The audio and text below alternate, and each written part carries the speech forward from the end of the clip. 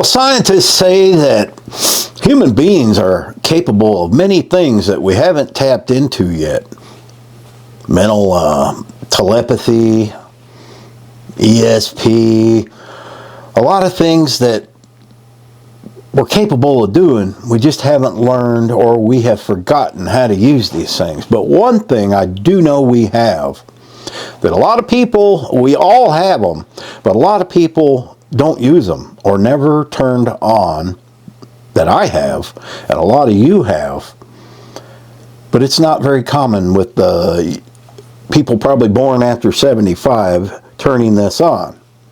And that is, and it's right in here, about 3 inches down in your skull. Not too deep in your brain, it's just in there.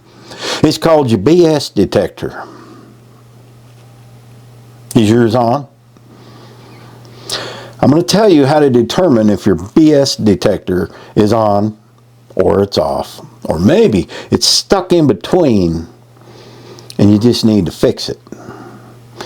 Now, what's a BS detector? Well, a BS detector is opening your email and reading through it and seeing which one you're going to click on.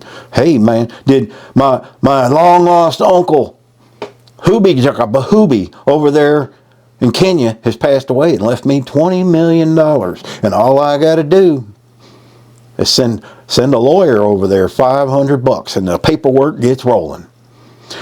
My BS detector goes beep, beep, beep, beep, beep, goes to the trash. Some people will read that and believe it. Their BS detector is off. It sounds funny, but it's true. These scammers would not do these things if people didn't fall for it. They might send out 100,000 of the same emails, but I will guarantee you 1,000 people will respond. And out of that 1,000 that respond, they may get 100 that actually send the $500. Not bad for a day's work. They might suck more money out of these people than the $500. Most of us know how these scams work. Most of us can detect that right away because our BS detectors have always been on since we were wee lads back in the day. But as internet and cell phone technology and everything else comes around today, more people are not using their BS detectors. They're believing stories that are fabricated. They are believing emails.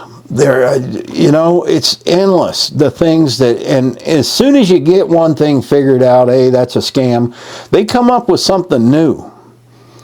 Now, I was looking at a classic car on Facebook Marketplace the last couple days, and I pretty much decided it didn't have a motor, didn't have a transmission, the bodywork was all done, it was primered up, it had all the parts, and I'm thinking, you know what, this is something this is the car I wanted, this is something I always want to do, let's get it, and fix this dude up, give me something to do, and I'll have a cool car when it's done. So I emailed the guy, Facebook Marketplace. I texted the guy and did all that, and 5-6 hours later you get an answer. That's how it usually works on there. And he's telling me he's available today between these hours, and I'm like, okay. And last night I got to thinking on it more, and I'm thinking, I really don't have anywhere to put this. I don't have anywhere decent to work on it. My carport's full of stuff. I just don't, it's just not the right time, which sucks because it's a pretty good deal. So I decided no. I gave him a courtesy message this morning. Hey, man, I ain't got no room for this thing, and I've thought about it, and I'm just letting you know I won't be coming to look at it. Just, a message I wish I would have got many times when I put something on for sale. People just tell you they're coming and they don't show up. I ain't heard back.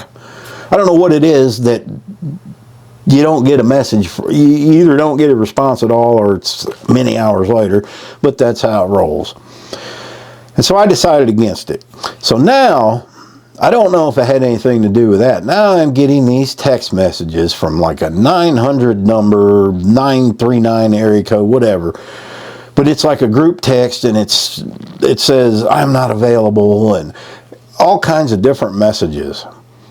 I guarantee you it has something to do with me responding to that Facebook.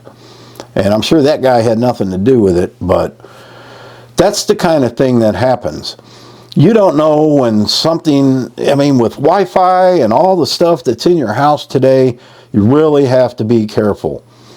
I change passwords quite often because you just never know how people are going to tap into your internet anymore and scam you. Also, something very strange happened yesterday. Maybe it came from one of you guys. I have no clue, but I got a Zelly. If you don't know what Zelly is, it's somebody can mail you or send you your bank account money.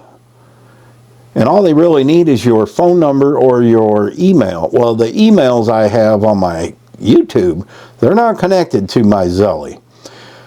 And I got a text that my bank account had received a deposit for $100. And it lists the person's, it's an LLC, and it listed their name, I'm not going to say it, and it said $100. Somebody sent me $100. Well, I never ask for money. I don't have links for PayPal. I don't have links for anyone. I don't ask anybody on my YouTube channels to send me money. But here it was. I'm thinking, uh-oh, what is this? And how? And it cleared this morning. It was cleared $100. I would send it back. I don't know how to do that because I don't know. But it says when I clicked onto my bank account and looked under Zelly, it said gift. Well, I appreciate whoever sent that, but I don't know how they did it. Maybe I'm stupid to that. But see, we have to keep up with these things to understand them. And the only one that's ever sent me a Zelly or that I've done this with is family. So I don't know who would have had, they don't need your bank account. They just need your phone number. But I've changed my phone number, and the phone number that was listed with Zelly isn't the one that I have now. Could it have been a mistake? Probably. I just don't know what to do with it, you know. But I don't recognize where it came from, but it's just there, $100. What I'm going to do, okay, it said gift, so I mean, if it was one of you, I appreciate that, but I don't know how you did it. I'm going to, well, I already did it. I donated it to the rescue. They posted a puppy that needed surgery that had my nose itches, had a broken leg, and they were asking for donations, so I donated $100 for the puppy to get its legs fixed. So I don't feel bad about it. And if it was a mistake, I guess I'll owe $100, you know, I don't know. But we just constantly have to be on the lookout and have your BS detectors on, because it happens every day. You might get things, you know, especially in emails. I get a lot of emails from companies that, oh, my nose. Companies that want to send me products to do reviews on. I don't do a lot of these, and the ones that I'm doing now is like e-bikes, and I donate them to the rescue. But then they'll want me to sign a contract, and they give me a link to click, and I won't do it. I'll tell them I'm not signing, I'm not clicking on any links. Send me a PDF, because channels have been hijacked that way, and they can be disguised. They can pick a really name brand product and disguise themselves as that company, and then you're screwed. Then they can take everything they want from you.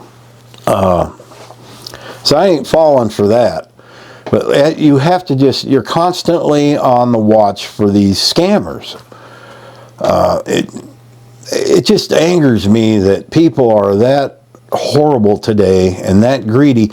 Now, a lot of these are coming from these third world countries. You'll see them from Nigeria, Pakistan.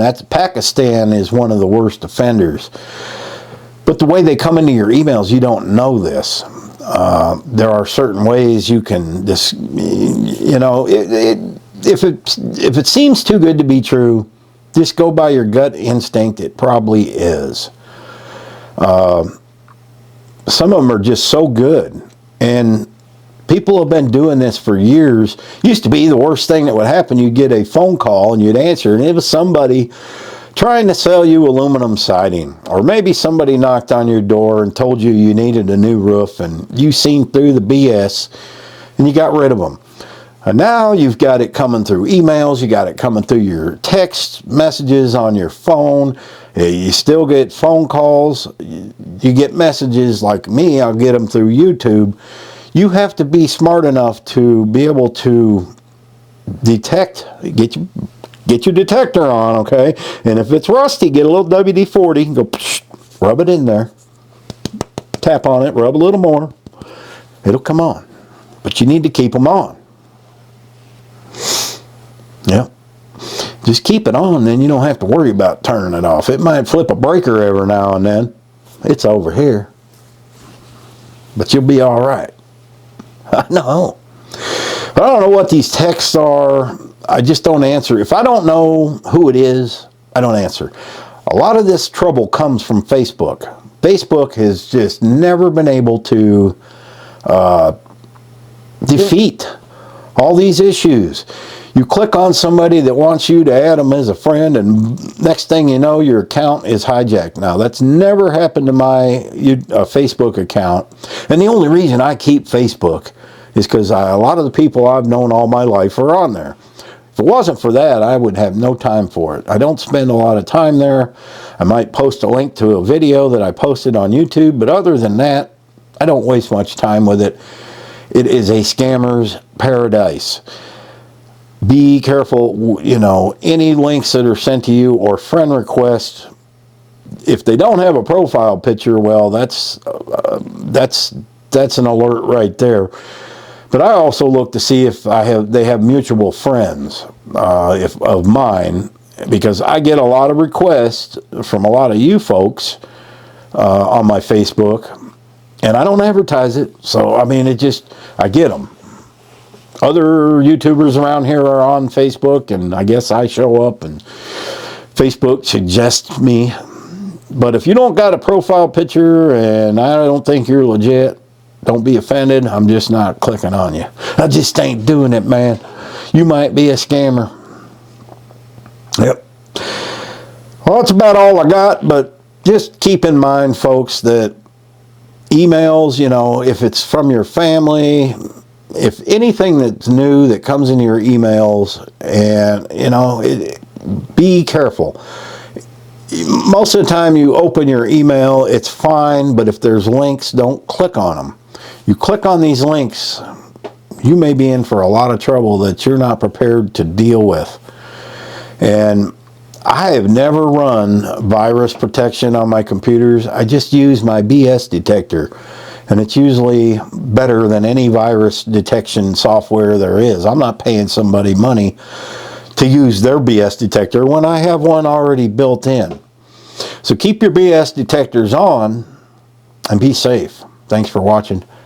Happy trails.